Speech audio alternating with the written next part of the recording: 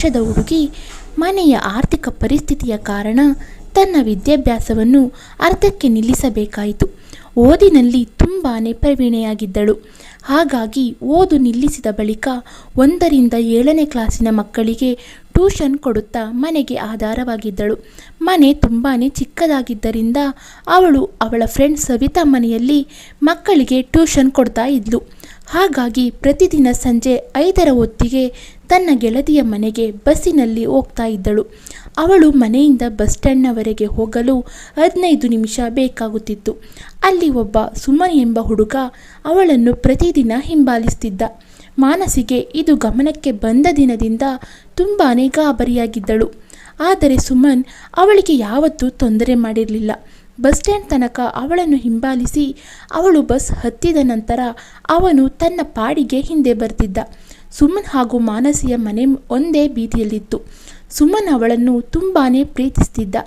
ಆದರೆ ಅವಳಲ್ಲಿ ತನ್ನ ಪ್ರೀತಿನ ಹೇಳೋಕೆ ಭಯ. ಏಕೆಂದರೆ ಅವನು ಕೇವಲ 5ನೇ ಕ್ಲಾಸ್ ಮುಗಿಸಿದ್ದ. ಮನೆಯಿಂದ ಸ್ವಲ್ಪ ದೂರದಲ್ಲಿ ಒಂದು ಹೋಟೆಲ್ ನಡೆಸ್ತಿದ್ದ. ಅವನಿಗೆ ಹೋಲಿಸಿದರೆ ಮಾನಸಿ ಡಿಗ್ರಿ ಮುಗಿಸಿದ್ದಾಳೆ. ಒಂದು ದಿನ ಮಾನಸಿ ಟ್ಯೂಷನ್ ಕೊಡಲು ಹೋಗ್ತಿರ್ಬೇಕಾದ್ರೆ ಸುಮನ್ ಅವಳ ಹಿಂದೆನೇ ಬರ್ತಾ ಇದ್ದ.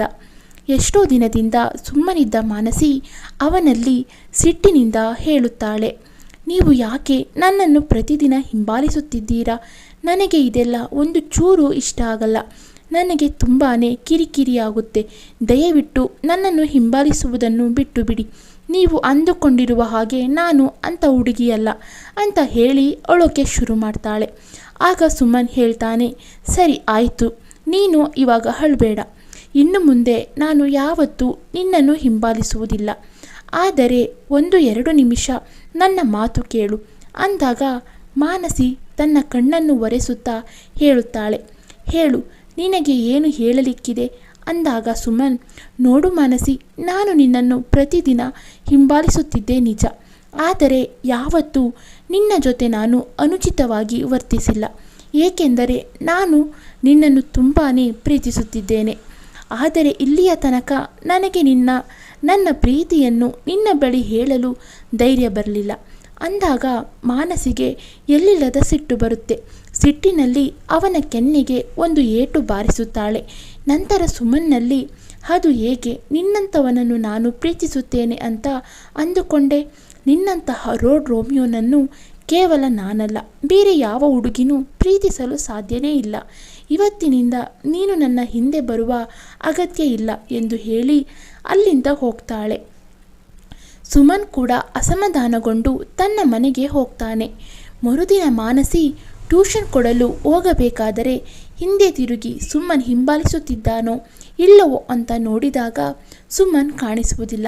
ಹಬ್ಬಾ, ಇನ್ನೇನು ತೊಂದರೆ ಇಲ್ಲ ಎಂದು ಮನಸ್ಸಿನಲ್ಲೇ ಸಂತೋಷ ಪಡ್ತಾಳೆ. ನಂತರ 1-2 ಹೆಜ್ಜೆ ಮುಂದೆ ಹೋದಾಗ ಅವಳಿಗೆ ಮನಸ್ಸಲ್ಲಿ ಏನೋ ತಳಮಳ ಆಗುತ್ತೆ. ಪದೇ ಹಿಂದೆ ತಿರುಗಿ ನೋಡ್ತಾ ಇದ್ಲು. ಅವಳಿಗೆ ಇವತ್ತು ನಾನು ಒಬ್ಬಂಟಿ ಎನ್ನುವ ಹಾಗೆ ಅನ್ನಿಸುತ್ತಿತ್ತು. ಮತ್ತೆ ಸುಮನ್ ತನ್ನನ್ನು ಹಿಂಬಾಲಿಸುತ್ತಿದ್ದುದು ನೆನಪಾಗುತ್ತದೆ. ಹೇಗೋ ಮನಸ್ಸನ್ನು ಹತೋಟಿಗೆ ತಂದು ಗೆಳತಿಯ ಮನೆಗೆ ಟ್ಯೂಷನ್ ಕೊಡಲು ಹೋಗ್ತಾಳೆ. ಮರುದಿನ ಅವಳು ದಾರಿಯಲ್ಲಿ ಹೋಗುವಾಗ ಸುಮನ್ನ ನೆನಪಾಗುತ್ತದೆ. ಅವಳ ಕಣ್ಣುಗಳು ಸುಮನ್ನನ್ನು ಹುಡುಕುತ್ತಿತ್ತು. ಹಾಗೆ ಅವನ ಮನೆಯತ್ತ ಕಣ್ಣು ಹಾಯಿಸಿದಾಗ ಅಲ್ಲಿ ಕೂಡ ಸುಮನ್ ಅವಳ ಕಣ್ಣಿಗೆ ಬೀಳುವುದಿಲ್ಲ.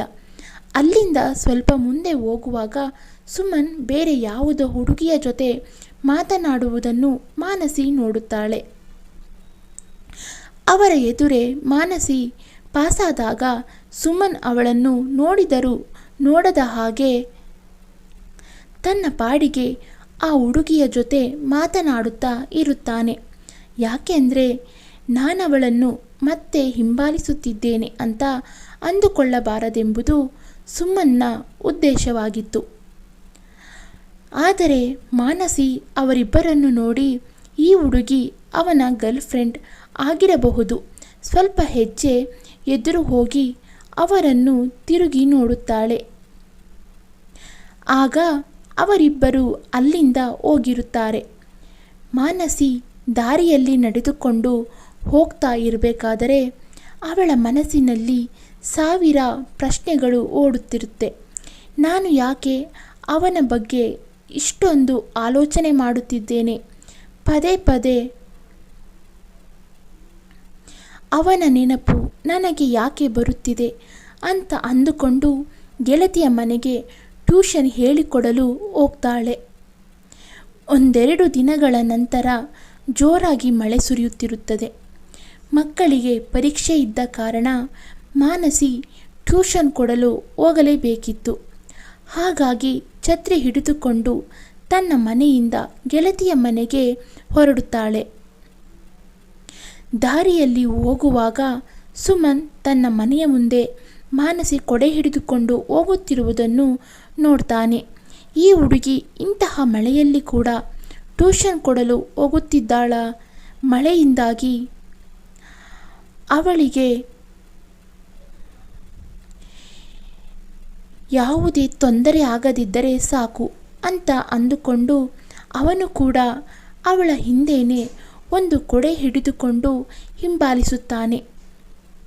ಮಾನಸಿ ನನ್ನನ್ನು ನೋಡಿಬಿಟ್ಟರೆ ಎಂಬ ಭಯದಿಂದ ಆದಷ್ಟು ದೂರದಿಂದನೇ ಅವಳನ್ನು ಹಿಂಬಾಲಿಸುತ್ತಿದ್ದ.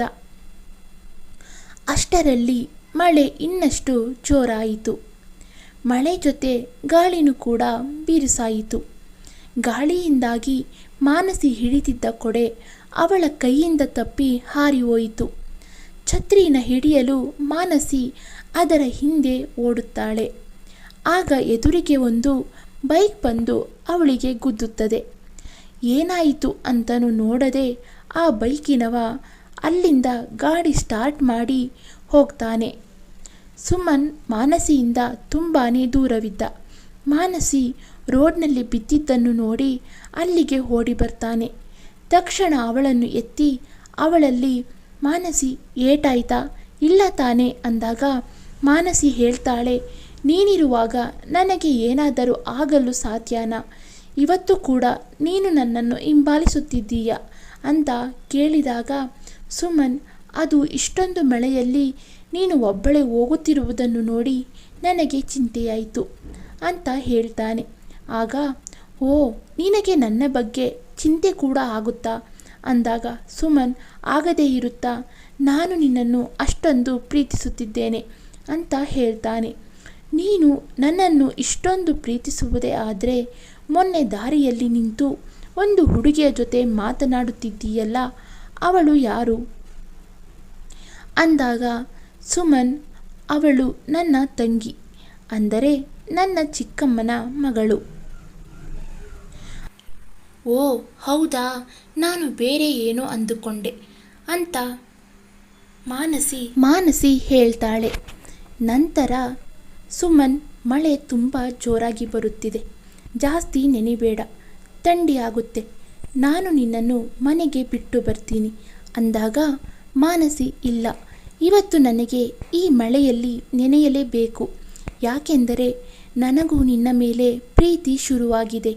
ಪಾಪ ನೀನು ನಿನ್ನ ಪ್ರೀತಿಯ ಬಗ್ಗೆ ನನ್ನಲ್ಲಿ ಹೇಳಿದಾಗ ನಾನು ನಿನ್ನ ಕೆನ್ನೆಗೆ ಒಂದು ಏಟು ಬಾರಿಸಿದ್ದೆ, ದಯವಿಟ್ಟು ನನ್ನನ್ನು ಕ್ಷಮಿಸು ಅಂತ ಕೇಳಿದಾಗ ಸುಮನ್, ಇಲ್ಲ ಮಾನಸಿ, ಇದರಲ್ಲಿ ನಿಂದೇನೂ ತಪ್ಪಿಲ್ಲ, ತಪ್ಪೆಲ್ಲ ನನ್ನದೇ, ನಾನು ನಿನ್ನನ್ನು ಆ ಥರ ಹಿಂಬಾಲಿಸಬಾರ್ದಿತ್ತು ಅಂದಾಗ ಮಾನಸಿ, ಹಿಂದೆ ಆದದ್ದನ್ನೆಲ್ಲ ಮರೆತು ಬಿಡು, ಇನ್ನು ಮುಂದೆ ಪ್ರತಿದಿನ ನೀನು ನನ್ನನ್ನು ಬಸ್ ಸ್ಟ್ಯಾಂಡ್ ತನಕ ಬಿಟ್ಟು ಬರಬೇಕು, ಹಾಗೆ ಯಾವತ್ತೂ ನನ್ನನ್ನು ಬಿಟ್ಟು ಹೋಗಬೇಡ, ಯಾಕೆಂದರೆ ಜೀವನದಲ್ಲಿ ಇದೇ ಮೊದಲ ಬಾರಿಗೆ ನನಗೆ ನಿನ್ನ ಮೇಲೆ ಪ್ರೀತಿಯಾಗಿದೆ. ಒಂದು ವೇಳೆ ನೀನು ನನ್ನನ್ನು ಬಿಟ್ಟು ಹೋದರೆ ಅಥವಾ ನಿನ್ನ ಜೀವನದಲ್ಲಿ ಮತ್ತೊಂದು ಹೆಣ್ಣಿನ ಪ್ರವೇಶ ಆದರೆ ನಾನು ಯಾವತ್ತಿಗೂ ನಿನ್ನನ್ನು ಕ್ಷಮಿಸುವುದಿಲ್ಲ. ನನಗೆ ಮತ್ತೆ ಇನ್ನೊಬ್ಬನ ಜೊತೆ ಪ್ರೀತಿ ಹುಟ್ಟಲು ಸಾಧ್ಯನೇ ಇಲ್ಲ ಅಂದಾಗ ಸುಮನ್ ಮಾನಸಿಯ ಕೈ ಹಿಡಿದುಕೊಂಡು, ನನ್ನ ಮೊದಲ ಹಾಗೂ ಕೊನೆಯ ಪ್ರೀತಿ ನೀನೆ, ನಾನು ಯಾವತ್ತೂ ನಿನಗೆ ಮೋಸ ಮಾಡಲು ಸಾಧ್ಯನೇ ಇಲ್ಲ, ದಯವಿಟ್ಟು ನನ್ನನ್ನು ನಂಬು ಎಂದು ಹೇಳಿ ಮಾನಸಿಯನ್ನು ತಬ್ಬಿಕೊಳ್ಳುತ್ತಾನೆ. ಹೀಗೆ ಸುಮನ್ ಹಾಗೂ ಮಾನಸಿಯ ಪ್ರೀತಿ ಮುಂದುವರಿಯುತ್ತದೆ. ಸ್ನೇಹಿತರೆ, ಈ ನನ್ನ ಪುಟ್ಟ ಕತೆ ನಿಮಗೆ ಇಷ್ಟವಾಗಿದೆ ಎಂದು ನಾನು ಭಾವಿಸುತ್ತೇನೆ. ಈ ಕತೆ ನಿಮಗೆ ಇಷ್ಟವಾಗಿದ್ದಲ್ಲಿ ಒಂದು ಲೈಕ್ ಮಾಡಿ, ಶೇರ್ ಮಾಡಿ, ಕಮೆಂಟ್ ಮಾಡಿ. ಹಾಗೆ ನನ್ನ ಚಾನಲನ್ನು ಸಬ್ಸ್ಕ್ರೈಬ್ ಮಾಡ್ಕೊಳ್ಳೋದನ್ನು ಮಾತ್ರ ಮರೆಯಬೇಡಿ. ಇದೇ ರೀತಿ ಸಪೋರ್ಟ್ ಮಾಡಿ. Thank you for watching. Keep support me. Love you all. ಧನ್ಯವಾದಗಳು. ಬಾಯ್ ಬಾಯ್.